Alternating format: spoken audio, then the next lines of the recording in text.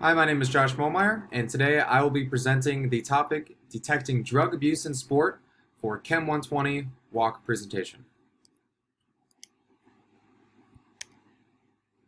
Start with an introduction to drugs and supplements. According to kidshealth.org, in this sense, a substance is an umbrella term for a wide variety of supplements taken to increase athletic performance and/or physique in order to gain a competitive advantage. Supplements can be pills, powders, and drinks used to build muscle, lose weight, and improve endurance, such as commercial protein powders and creatine. Saxena and others have outlined that performance-enhancing drugs, commonly known as any agent taken illicitly that functions to enhance one's ability to complete a task, movement, or activity in the body. Some examples of these can include anabolic steroids, or AAs, such as human growth hormone, beta blockers, and stimulants. So who is in charge of all this testing and quantifying which substances are illegal and legal during competition? So that would be the World Anti-Doping Agency, and for the United States, the U.S. Anti-Doping Agency, which both serve as the primary organization responsible for a number of roles within sport regulation, with core duties being outlining which substances are considered illegal during competition, as well as individually screening each athlete for trace amounts of these elicited substances. So why is drug testing and regulation so important? The overall significance of this present research stems from the addictive and toxic chemical components, often as a result of engaging with steroids and other non-regulated substances. The Endocrine Society's Scientific Task Force has estimated approximately 2.9 to 4 million males in the United States to have taken some form of doping agent at some point in their lives, which gave way to estimate approximately 1 million men in the United States to have experienced anabolic androgenic dependence, or AA dependence, which is basically just the addictive chemical or physical dependency on taking steroids.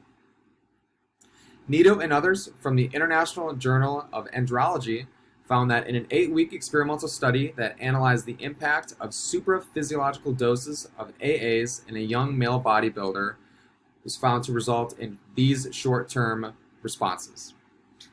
Some of them being severe damage to the hypothalamic pituitary gonadal axis, or the HPG axis, which inhibited endogenous or natural testosterone by an astonishing 74%. It was also found to decrease serum levels of luteinizing hormone by 97.3% and serum levels of follicle-stimulating hormone by 65%. And of all these, it also increased this individual's chances of becoming AA dependent later in life. So why should I care about drug testing and regulation? Identifying challenges and issues faced within doping control laboratories may aid in providing optimal detection capabilities, creating comprehensive analytical guidelines that coaches, athletes, and sports agencies alike can follow, resolving follow-up procedures in the event of an unconventional AAF case, and ensuring the overall safety of athletes during competition and training.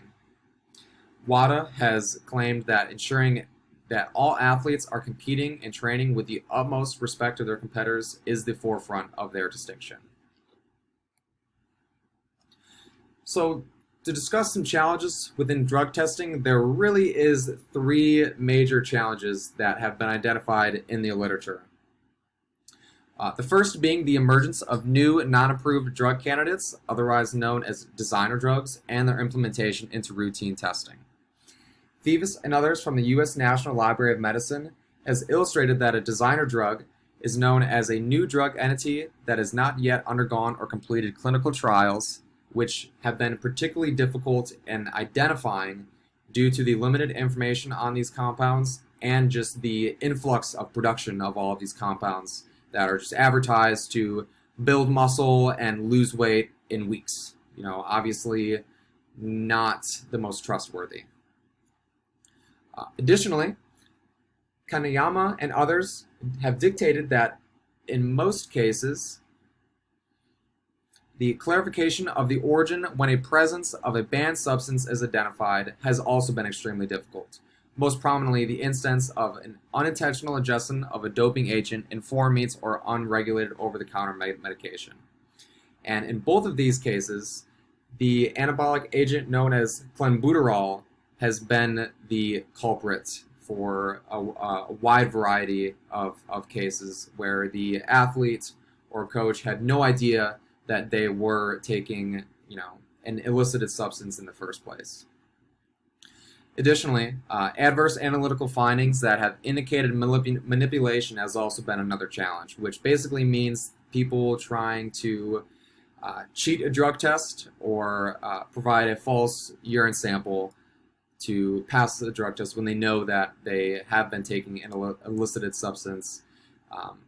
And therefore, the individual's urinary signature has served as the primary tool to combat this. So to go on to a little bit of history of drug abuse and testing in sport, according to Larry Bowers from the U.S. Anti-Doping Agency, the first form of drug testing took place at the 1968 Winter and Summer Olympics, where gas spectrometry, or GCMS, was first introduced to detect stimulants. Verroken and Montram and others go on to describe that the first full-scale drug testing of Olympic athletes for narcotics and stimulants occurred in 1972 at the Munich Olympics. Therefore, anabolic steroids were then added on to the IOC's banned substances list in 1975. And moving forward, surprise drug testing at the 1983 Pan Am Games forced many athletes to withdraw from competition. So at that time, it was unknown when or where you were going to get tested, and so a lot of athletes apparently felt that cheating or taking these substances was something appropriate and that they could get away with. But unfortunately, a lot of these athletes were caught and discarded from the Olympics and were not allowed to compete. With this, a fused silica capillary GC column and benchtop mass analyzers were first utilized during these games to detect steroids. So here is a diagram of all the athletes disqualified for positive tests for banned substances during the Summer Olympics from 1968 up until the 2012 Olympics. And you can see from 2000 on, the number of cases has greatly risen. And there's also a spike in 76 and 84, but especially during the 2000s, this was a great issue. So how are PEDs tested and scanned for anyway? So according to Larry Bowers from the U.S. Anti-Doping Agency, gas spectrometry is utilized for detecting stimulants by separating a whole mixture into individual substances by heating it. This test is the most common form of testing to confirm the results of urine and blood samples, but can really be used for any bodily fluids. It has two machines, if you look at the diagram below. In order, first, a gas chromatograph that analyzes and separates different substances within a test sample. And then the mass spectrometry functions to determine what the specific substances are by plotting them into a spectral plot display and comparing them to known substances. Additionally, Mary Sawyer from Healthline Media explains that the development of a hair follicle test called ELISA has allowed for the testing of illicit substance through hair follicles over a 90-day period, which has been very beneficial in testing athletes. So to move on to some current issues within drug testing, the most prominent issues that sports fans, especially football fans, have been on their minds a lot recently is the case of the DeAndre Hopkins, which is a star receiver for the Cardinals, was recently banned, I believe, for 6 games for the 2022 and 2023 season. And that was referenced from Sky Sports. And according to a statement released by the NFL, a positive test or a prohibited substance pulls a diuretic or a masking agent attempt to substitute, dilute, or adulterate a specimen attempt to manipulate a test result was confirmed. So they're basically stating that DeAndre Hopkins, whether it was diluting a urine sample or diluting a blood sample, was caught somehow trying to manipulate his test to get a positive test. And usually people are only doing that if they realize or know that they would test positive. And as I said before, the anabolic agent known as clenbuterol has been found to result in many positive cases resulting from contaminated meat. And there has been a lot of people speculating that this DeAndre Hopkins was the case in this scenario, but who knows? Moving on, another issue, urine sample manipulation.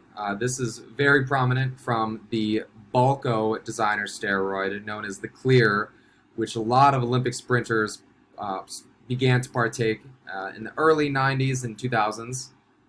Marion Jones and Michelle Collins both admitted to using this drug.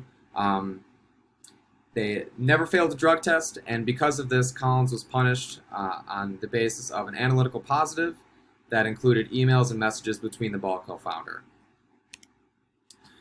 So to conclude, the drug detection in sport is an ever-growing field of research comprised of experimenting, tracking, and the analysis of thousands of athletes worldwide. Continual advancements of drug pharmaceuticals and unregulated holistic medications require drug testing to follow. Additionally, detection of drug use and abuse in sport is essential for a number of reasons. And to kind of conclude, as we've spoke upon throughout this presentation, the main being to prevent the use and abuse of unregulated and potentially dangerous combination of chemicals, as well as ensuring equal competitiveness through a level playing ground, as well as just monitoring and ensuring the safety of athletes in competitive and training environments. Here are my references. Thank you very much.